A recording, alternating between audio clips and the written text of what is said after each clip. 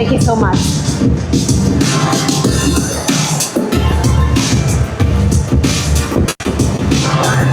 Hi, everyone. Most women here did what we were told would lead to success. You studied, you worked hard, you saved what you could. And that feels very normal. It's what everybody does. It feels like it's what responsible people do. And that is what I was doing as well for so many years, until COVID happened. I'm just trying to. Sorry. Oops.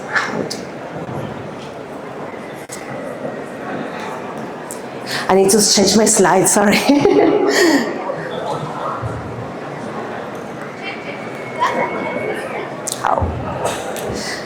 All right, I need to learn how to figure this. This is how you go. Oh, and this is with the green one. Okay, thank you so much. All right, so in 2020, that's the moment where I found out I was pregnant with my third child, and everything suddenly felt so uncertain. When I told my husband, he didn't celebrate. He panicked. And that's the moment where it hit me. The problem wasn't us. The problem was the formula. A formula that was never meant to make us free. It was meant to help us stay afloat. But staying afloat works until life hits you. Unshakable wealth is not about surviving change. It's about being in control when it happens. Most women believe wealth comes from working harder, but when income depends only on effort, growth has a ceiling, because we all have only 24 hours per day, so time is our most limited resource. When money works only when you work, the system is fragile by design. After years of learning how money really works, one truth stood out.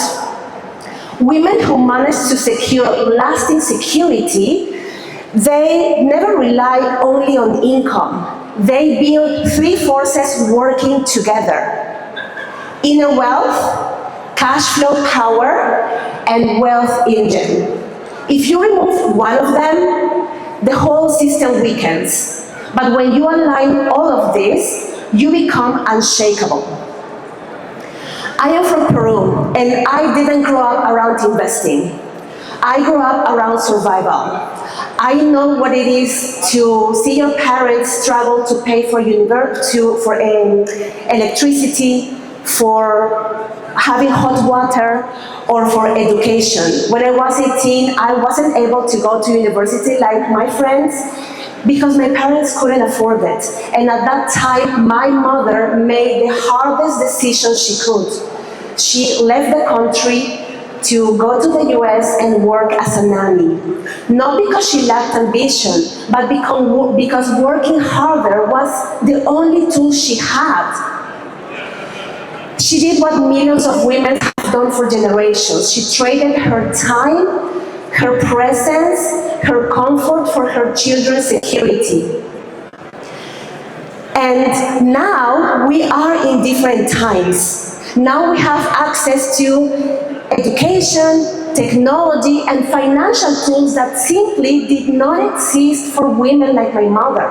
And when we have better tools, we have better outcomes. And this is why I deeply believe that learning how money works isn't about becoming rich, it's about having choices so that no woman feels like her only option is sacrifice. So let's have a look at the three pillars of Unshakable Wealth. Inner wealth. Inner wealth is your identity and your relationship with money. If you don't see yourself as someone who can build wealth, you won't make the decisions that create it. You will hesitate. You will stay where it feels safe. People don't rise to the level of their goals. They fall back to who they believe they are. Because money doesn't follow desire, it follows identity. The second pillar is cash flow power. For many years, I didn't have my finances figured out. I would receive my salary, spend it, and just before the end of the month, I would ask myself, where did my money go? And so three shifts were necessary to make changes. The first one is starting to look at our numbers. We really went through the uncomfortable rule to actually look at where we stand. So we had a look to our income, expenses, debt, and savings. Shift number 2, we set goals.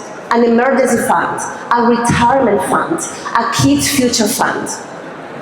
And shift number 3, actually one of the most important, is I stopped paying myself last and started paying myself first. This means that money for the future moved first and life adjusted second.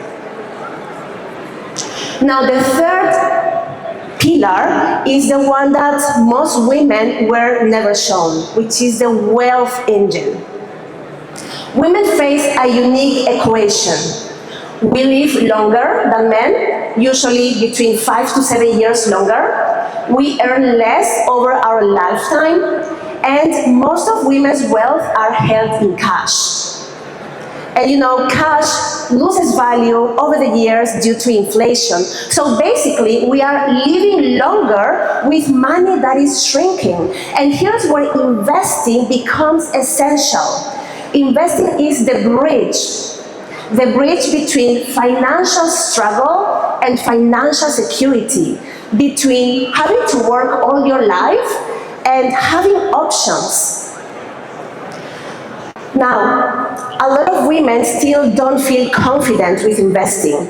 A study from UBS found that 52% of women in the Middle East cite lack of financial and investing education as a barrier, and only about 28% of women feel confident investing.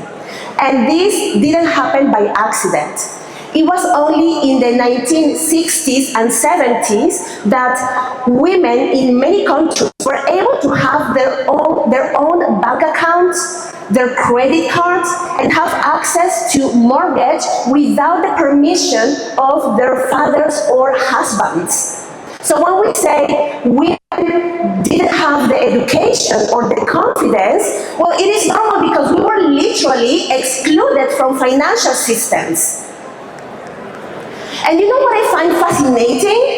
That despite that we were told that important financial decisions like investing are not for us, several studies confirm that women outperform men as long-term investors. It's almost like it's our unfair advantage. And this is not like a gender war. It's not about I'm better than you. It's about reclaiming what is ours. Like, we are capable of doing this and succeeding at this more than we believe. At its core, investing is not complicated. Investing is simply a way to have ownership in businesses and participate in their growth. A stock is a piece of a company, and companies that are real companies. I mean, if you look at your credit card statement, you will see that you are on a daily basis supporting a lot of companies that they might be on the stock market, and where you can not only be a consumer but also an investor and participate on their growth. So this is literally what investing is piggybacking off the growth of other companies that are making a lot of money. Now, it is a simple concept, but one reason most people aren't investing is risk. So let's talk about it. Here we have a graph of the worldwide stock market, all countries in the world. And if we zoom out, we can see that over the years, there is a trend that we can see. It's a positive trend, and something that we see is that despite every single crisis, depression, war, anything that has ever happened in the world, the trend is that there is always a recovery and the markets have always gone to make new highs. That is historical data from the whole entire world stock market. And actually, long-term investors, wealthy people, they don't get scared when the markets go down, because that is actually a wealth transfer opportunity from those who have no idea what to do to those who have a strategy, those who are just there for the long term, make a quick bag, and those who have a long-term vision. Here's an article from Al Jazeera, why do the rich get richer even during global crisis?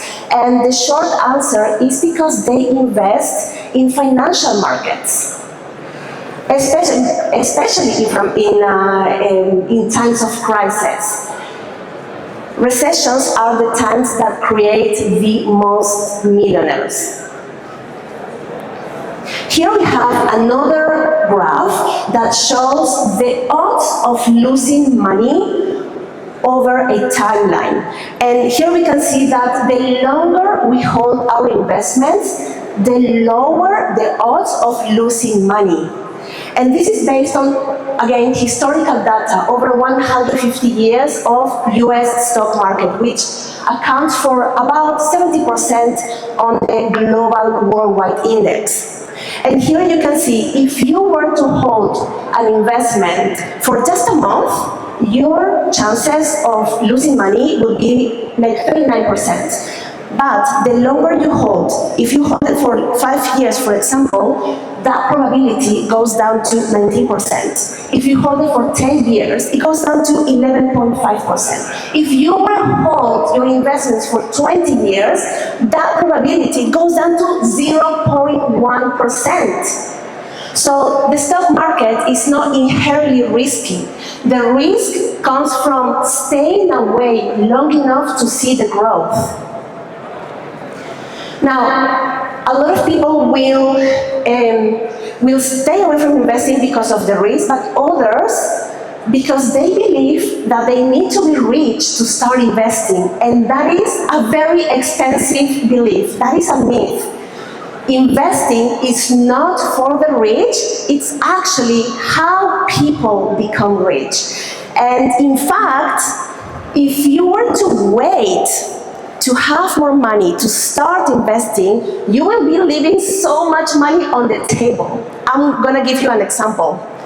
Let's say we have two persons. Person one is going to save $1,000 per month for 20 years. At the end of that period, that person will have $140,000, right? It's simple math. Now, person two, let's say that she waits 10 years, and then she decides to put double the amount of time. So she invests $2,000 per month for only 10 years. At the end of that period, the amount of money that she contributed is exactly the same, $240,000. So when we have a saving mentality, time doesn't matter because we can always catch up. That's like what a lot of people think, right? I will start later on, I'll just catch up later. But when we are investing, there is one element that makes a huge difference, which is compound interest. So if these two persons were to invest instead of saving, if they had invested, and here I'm taking an example of the average growth of the stock market, which is 10% average annually for both examples. Person one who started with $1,000 for 20 years would end up with $678,000. Person two, $382,000. Person two lost 44% just because of waiting. Both persons put in the same effort, the same amount of money, but person 2 lost 44% only because of waiting. So this is something that a lot of people don't see. Time multiplies money faster than effort ever can. Unshakable wealth does not begin with money. It begins with a decision. Generational wealth starts with one person in your family that decides to take action in the moment, that starts thinking differently about money, that decides enough is enough, and that it is time to break barriers and break cycles. No matter where you start, you can be the one who says, this ends with me. Thank you.